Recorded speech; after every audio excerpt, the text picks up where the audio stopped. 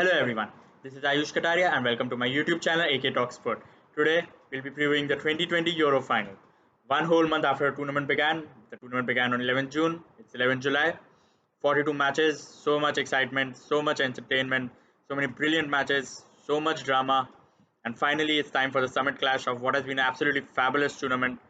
By far the best international tournament of my time watching football. And we have a brilliant final to mark it. Italy versus England. What a matchup at the Wembley Stadium in London. England obviously playing their first major final in 55 years. The last ever major final was the 1966 World Cup. Again, that was also at the Wembley Stadium. Once again, 55 years later, they play a major final at the Wembley Stadium. They won that World Cup, their only major tournament triumph as a footballing nation. And now they look for their first ever Euro title. They're in their first ever Euro final. On the other hand, Italy have been in finals a lot more often. They obviously won the 2006 World Cup. They won the World Cup four times. They were in that Euro final in 2012, just two editions before this. And they won the Euros just once, though. They won it in 1968. They were the host at that time. Since then, they have reached two finals. Of course, the 2012 one I mentioned, where they were thrashed by Spain, and they were also in the final in 2000. They faced France, and a heartbreaking golden goal rule defeat. They were leading till 90th minute. They conceded in stoppage time, and then they conceded that golden goal in injury time. But they have the chance to rewrite history in London tonight.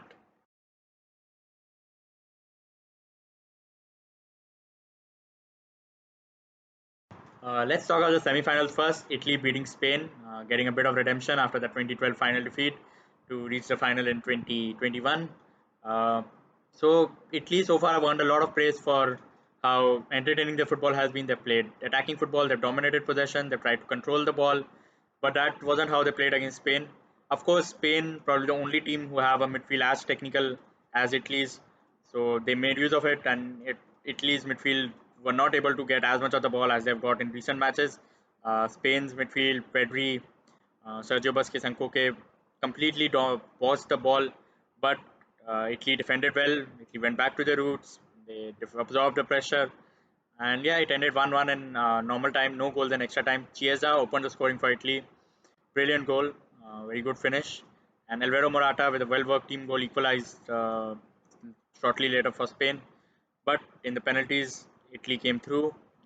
Locatelli missed the penalty for Italy, but Dani Olmo almost missed immediately after that kick. And Alvaro Morata again missed Donnarumma save, very good save. And Jorginho taking that fit penalty, a very cool, very composed penalty to take Italy to the finals. And on the other hand, England beating Denmark, very tense game. England conceded the first goal of the tournament. What a free kick by Damsgaard. And After that, England upped the ante. Denmark were finding it easy to cut through England's midfield to create chances in the initial part of the match, but England fought back well and through an own goal, but it was created by a brilliant pass by Harry Kane to Bukayo Saka, who attempted a pass to Sterling, but was an own goal in the end of the day. Equalized. No goals after that in normal time. In extra time, a very controversial penalty for England. A lot of debates. Not many were happy with the decision. I personally did not think that was a penalty. In fact, I thought that should have been a yellow card for Sterling for simulation, but the referee and VAR decided differently. It's their decision at the end of the day. England got that penalty. Harry Kane took it. Kasper Schmeichel, brilliant tournament for him. He saved that penalty. Just you have to feel bad for that guy. What a tournament they have had. He has had. What a tournament Denmark had. But on the rebound, England scored, and they are in the final. So yeah, Italy versus England.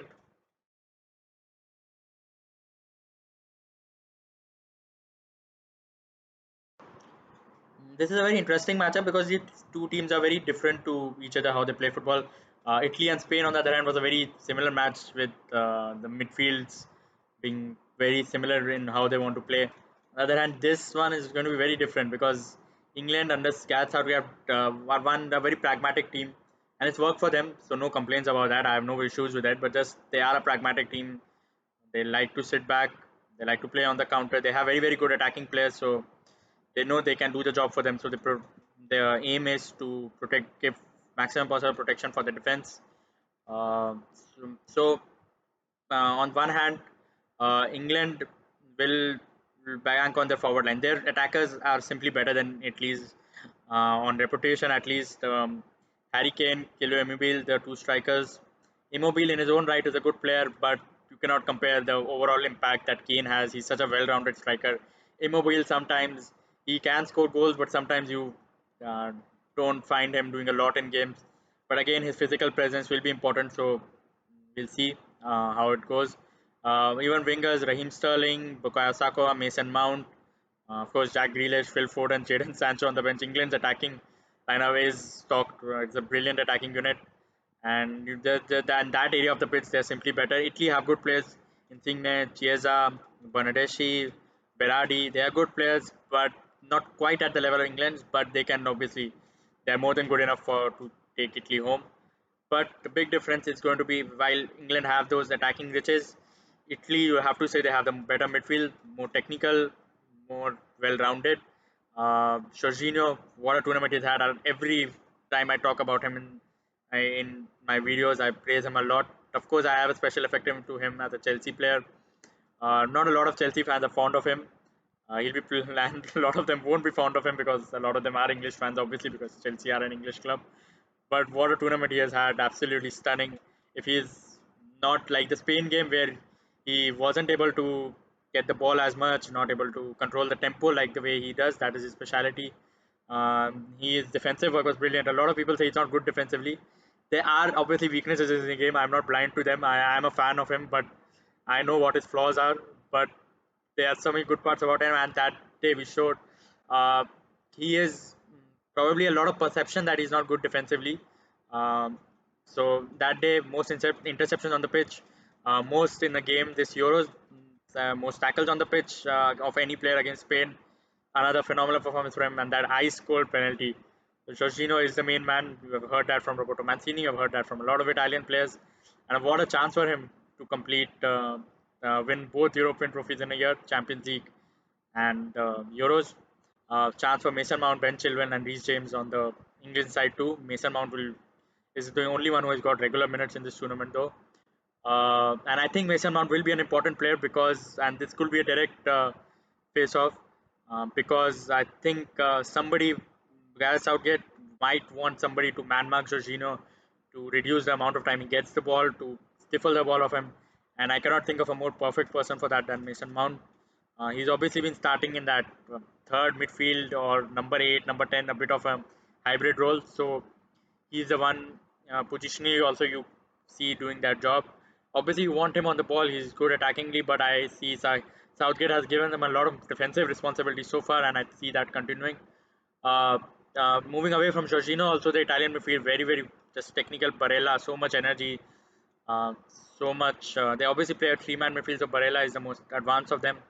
So much energy up and down the pitch, and brilliant player. Constantly developing to brilliant seasons for Inter Milan. And Marco Verratti, just one of the finest midfielders around. PSG player, he has some injury issues, but when he's on the pitch, when he's on his best, he is so good on the ball. He can take on players.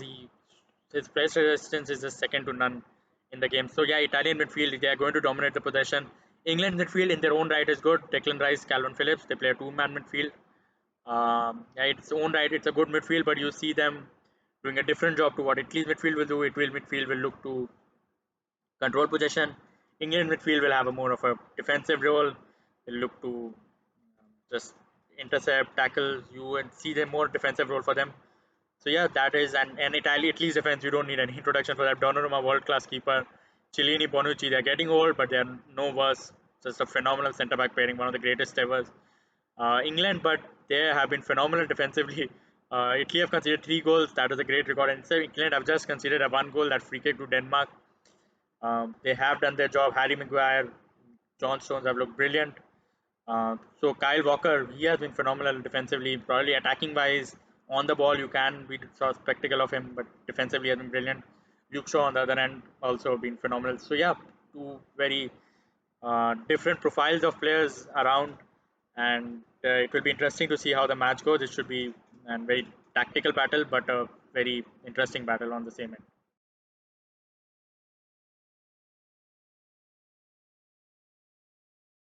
So as far as the lineups are concerned, I really don't see any changes happening. These two teams are two very settled teams, and why would you want to make a change? Whatever they've done in the tournament so far is working. They haven't made a lot of changes so far. Again, this was the England team in the semi-final.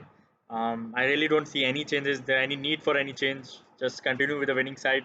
The only possible change you could expect is Bukayo Saka on the right wing. That is a position Southgate has rotated with. It was Phil Foden in the first two games. Saka came up for the third. Saka played against Germany. Sancho played against Ukraine, and Saka again against Denmark. So probably Grealish, probably Sancho, probably Foden.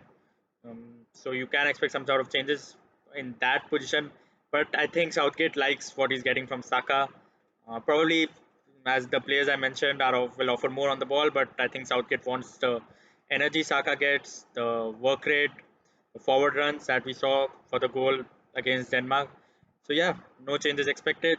Again, Italy on the other hand, similar thing. So such a very well settled team.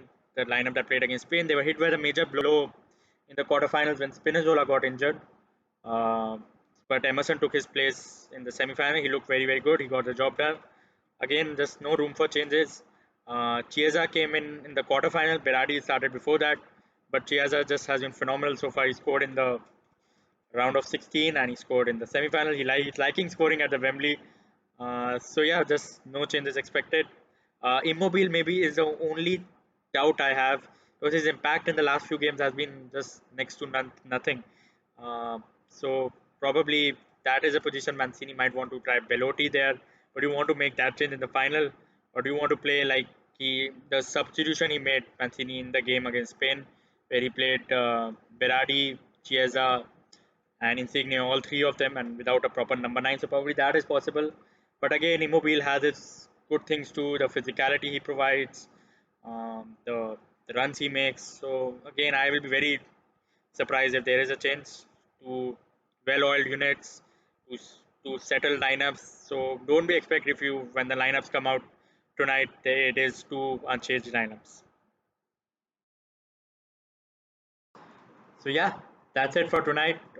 We'll see what happens in the final. I'm very excited for it. Should be a good game, a very good final. So I hope it lives up to being a good final. And so yeah, thank you for watching. Please like, please share, please subscribe, and bye bye.